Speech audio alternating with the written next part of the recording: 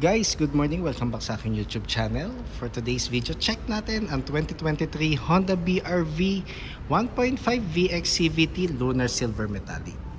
So guys, ito yung top of the line variant ng ating Honda BR-V. So ang kanyang price is 1,390,000 pesos. 1,410,000 naman pag opal white silver kasi yun yung premium color. So tour ko na kayo ngayon guys dito sa front portion natin. So nakaano na siya, LED headlights with daytime running lights, LED fog lamps, glossy black front grille. Yan. So ito yung second generation ng Honda BR-V natin. Then regarding naman sa engine, it's a 1.5 CVT or 7-speed automatic, front wheel drive. Then ano siya, 121 horsepower, 145 Newton meters of torque. Yun. Then ano na rin siya guys, dock na o double overhead cam na. So powerful ang engine natin yet fuel efficient. Then equipped na rin nga pala siya guys ng Honda Sensing. Yan. Then nakaano tayo, 17-inch alloy wheels. Then nakaano tayo, ventilated disc yung brakes natin sa harap. Then MacPherson strut ang ating suspension din sa harap.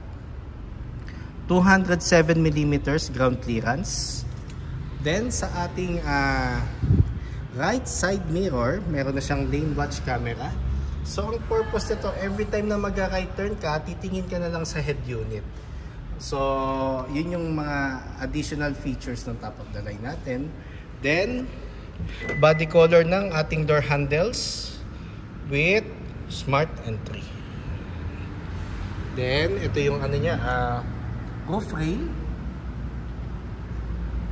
shark fin antenna. Then sa likod naman, nakano tayo, drum brake ang likod natin guys. Then torsion beam ang ating suspension naman sa likod. Then tour ko kayo sa back portion niya. So LED na ang ating headlights guys dito sa ating tail light.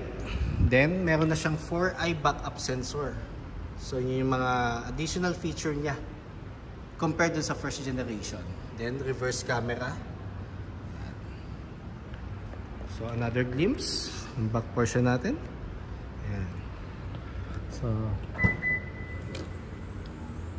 So ito yung compartment natin. Just in case na 7 passengers. Yan. So ano siya, 244 liters ng cargo space. Then meron siyang ano, board. So pwede mo siyang i-attach dito. Then the same time, magiging 2 layers ang compartment natin. Then ang pinaka-purpose ng board, pag 5 passengers below, meron kayong mga extra luggage. Yan. So flexible ang third row natin. So spacious cargo. Yun yung advantage rin ni Honda BR-V. So tapos black ang ating ceiling. For VX and V variant, sa middle variant, black ang ceiling natin para hindi siya masyadong prone sa alikabok. So yun yung advantage pag black yung ano natin, ang ating ceiling. Then 42 liters fuel tank capacity. So unleaded pwede na guys, pero pag nag premium kayo or higher octane, I suggest stay kayo sa octane na yun para at least hindi magkaroon ng effect sa makina. Then ito yung kanyang ano, side trimmings natin guys. So leather na with normally gray stitches to. Then full leather seats ang ating ano, ang texture. Yan. Tapos fold and tumble naman guys ang ating ano, ang ating second row. Yan. Just in case na may sasakay sa third row, ganyan ang ano natin, process para maka-access tayo or makaupo tayo sa third row seats. Yun. So 60/40 ang folding natin. Then meron tayong normally blower dito sa middle section. So ito yung switch niya for fan.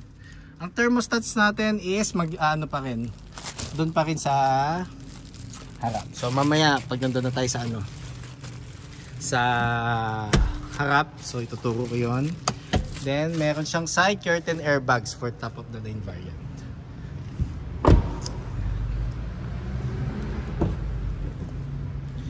So ito yung kanyang buttons for the driver side. So power folding side mirrors. For the side mirrors, pag gusto mong adjust sa pinaka convenient na angle pag magdadrive ka. Central door lock, power windows. Ito naman yung harap niya, guys. So adjustable headrest, then full leather. Ang maganda ngayon kay Honda BR-V, meron na siyang height adjustment. First generation kasi is wala, fix ang ating height. So yun yung mga naging concern din ng mga Honda unit owners. Pero eventually naman, kahit walang height adjustment, ma-a-adapt mo naman agad or magagamay mo agad or ma-familiarize mo agad yung vision mo sa daan. So tapos meron na rin siyang armrest, guys, leather na rin. So yun yung mga add-ons natin sa bagong Honda BR-V na top of the line. So ito ko lang, pasok na tayo. Ayan, so regarding naman, ayan. So nakita nyo, ito yung steering wheel. So leatherette na yung wrap niya or cover niya. Then audio control with hands-free telephone assist. Then ito na may sa Honda Sensing natin, guys. Paddle shifters, yun na, plus and minus sign. Panel natin is mix ng digital and analog. Touchscreen audio unit with Apple CarPlay and Android Auto ready. Yan. Tapos aircon buttons natin. Ito yung fan.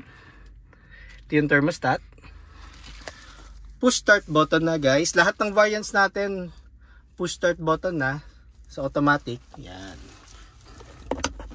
Power outlet. Then dalawang USB port. 2 cup holders. Transmission natin. Then meron tayong park, reverse, neutral, drive, and sports mode. Handbrake natin is yung traditional lever pa rin. Then console box. Passenger seat. Yan. Then ang dashboard natin, combination ng urethane and leather and glossy black accents. Glove box. So start ko lang, guys, para at least may idea kayo. So ang pag-start nga pala ng push start natin, aapakan natin yung brake and kailangan yung smart key is nasa loob para magpa-start natin yung makina. Yan. Yan. Yan siya. Yan. So pag top of the line or VX, colored na yung digital panel natin. Pero lower variants like V and S, ano pa rin, black and white pa rin yung digital panel natin, guys. Yun. Then ayan, touch tune audio unit. So ito yung aircon buttons. So guys, just in case na gusto nyo magpa-quote ng financing or test drive or parts or service appointment, don't hesitate to call or text 0906-386-8937 or visit me at 141 Quezon Avenue, Quezon City, and look for me, Ross Oliver Cruz, ang inyong friendly sales executive here at Honda Cars Quezon City. And that's for all, guys, and kindly subscribe nga pala sa aking YouTube channel, guys, para maging updated sa mga susunod na videos natin. And paintay nga pala, next month, September 13, ilalunch na namin yung all new CR-V.